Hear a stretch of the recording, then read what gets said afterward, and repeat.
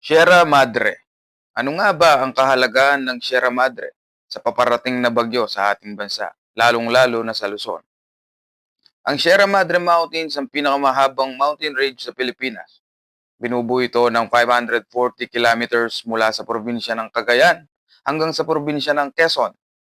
Ito din ang tinaguriang shield ng Luzon sa mga bagyong tatama sa Luzon. At alam nyo ba, ang Sierra Madre ay mayaman sa natural na pagkain tulad ng fresh water at pinagkukunan ng pagkain ng mga taga ron. At sagana din ang Sierra Madre sa mga ilog at waterfalls. Meron din itong 291 species of birds at 25 endemic mammals. Sa mga nagdaang bagyong tumama sa Luzon, ay nagpapasalamat tayo sa Sierra Madre. Dahil sa Sierra Madre ay humina ang mga bagyo. Sana sa darating pang panahon, patuloy nating mapayabong